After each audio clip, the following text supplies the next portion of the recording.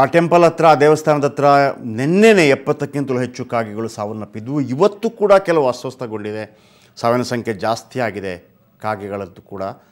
ಅಲ್ಲಿ ನಮ್ಮ ಪ್ರತಿನಿಧಿ ನಡೆಸಿರುವಂಥ ಒಂದು ವಾಕ್ಥ್ರೂ ನಿಜವಾಗ್ಲೂ ಬೆಚ್ಚಿ ಬೀಳಿಸುವಂಥ ರೀತಿ. ಯಾಕಂದರೆ ಕಾಗೆಗಳನ್ನು ಆ ರೀತಿ ನಾವು ನೋಡಿರೋದು ಬಹಳ ಕಡಿಮೆ, ಒಂದೋ ಎರಡೋ ಸತ್ತಿರುತ್ತೆ, ಒಂದೇ ಆ ಮನೆ ಮುಂದೆ ಸತ್ತಿರುವಾಗಲೇ ನಮಗೊಂದು ರೀತಿಯಲ್ಲಿ ಕಸಿವಿಸಿ ಉಂಟಾಗುತ್ತೆ. ಆದರೆ ಈ ರೀತಿ ರಾಶಿಯಾಗಿ ಅಲ್ಲಿ ಒಂದು ವಾಕ್ಥ್ರೂ ನಡೆಸಿದ್ದಾರೆ, ಹೇಗಿದೆ ಅಲ್ಲಿ ಒಂದು ಪರಿಸ್ಥಿತಿ ಅಂತ. ನರೇಶ್. ಕುಜ್ಗುತ್ ಮಾರಮ್ಮ ದೇವಸ್ಥಾನ ಇತ್ತು. ದೇವಸ್ಥಾನದ ನೆನ್ನೆ ಮರಣ ಮೃದಂಗಕ್ಕೆ ಕೇವಲ ಭಕ್ತಾದಿಗಳು ಮಾತ್ರ ಸಾವನ್ನಪ್ಪಿಲ್ಲ, ಅದು ಪ್ರಾಣಿ ಪಕ್ಷಿಗಳು ಕೂಡ ಸಾವನ್ನಪ್ಪಿರ್ತಕ್ಕಂಥದ್ದು. ಆ ಒಂದು ವಿಷಪೂರಿತ ಒಂದು ಪ್ರಸಾದವನ್ನ ಪ್ರಾಣಿ ಪಕ್ಷಿಗಳು ಕೂಡ ಸೇವನೆ ಮಾಡಿರ್ತಕ್ಕಂಥದ್ದು.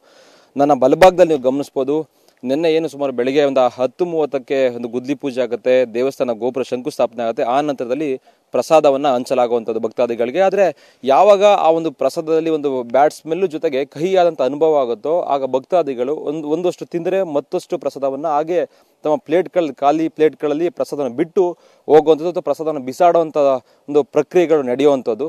ಆ ಸಂದರ್ಭದಲ್ಲಿ ಅದಾಗಲೇ ಅಂದರೆ ದೊಡ್ಡ ಮಟ್ಟದ ಗುದ್ಲಿ ಪೂಜೆ ಮತ್ತು ದೊಡ್ಡ ಮಟ್ಟದಲ್ಲಿ ಪ್ರಸಾದವನ್ನು ಹಂಚ್ತಾ ಇದ್ದಿದ್ದರಿಂದ ಪಕ್ಷಿಗಳು ಕೂಡ ಸಾಕಷ್ಟು ಬಂದಿದ್ವು. ಯಾಕೆಂದರೆ ತುಂಬ ಮರ ಗಿಡಗಳು ಮತ್ತು ದೊಡ್ಡ ಮಟ್ಟದಲ್ಲಿ ಕಾಡಿರೋದ್ರಿಂದ, ಇಲ್ಲಿ ದೇವಸ್ಥಾನದ ಮಧ್ಯದಲ್ಲಿರೋದ್ರಿಂದ ಪಕ್ಷಿಗಳು ಸರ್ವೇ ಸಾಮಾನ್ಯ ಪ್ರತಿನಿತ್ಯ ಇಲ್ಲೇ ಇರ್ತವೆ. ಯಾಕೆಂತಂದರೆ ಈ ಒಂದು ದೇವಸ್ಥಾನ ಪ್ರಸಾದವನ್ನೇ ನಂಬಿಕೊಂಡು ಎಷ್ಟೋ ಪಕ್ಷಿಗಳು ಈ ಸುತ್ತಮುತ್ತದಲ್ಲಿ ಗೂಡು ಕಟ್ಕೊಂಡು ವಾಸ ಆಗಿರ್ತಕ್ಕಂಥದ್ದು.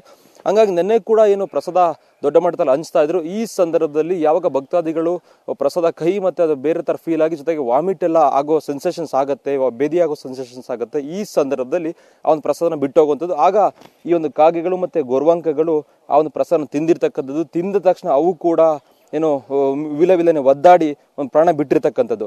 ಕೇವಲ ಇಷ್ಟು ಮಾತ್ರ ಅಲ್ಲ, ಆ ಕಡೆ ಕೂಡ ಸುಮಾರು ಅಂದರೆ ಏನು ದೇವಸ್ಥಾನದ ಆವರಣದ ಸುತ್ತಮುತ್ತ ಏನು ಸತ್ತು ಬಿದ್ದಿದ್ದಂಥ ಕಾಗೆಗಳು ಮತ್ತು ಗೊರವಂಕಗಳು ಹಾಗೇನು ಪಾರಿವಾಳಗಳೇನಿದ್ವು ಅವನ್ನೆಲ್ಲವನ್ನು ಕೂಡ ಈಗ ಆ ಕಡೆ ಸಾಗಾಟನ ಬೇರೆ ಪ್ರದೇಶಗಳಿಗೆ ಬಿಸಾಕಿರ್ತಕ್ಕಂಥದ್ದು.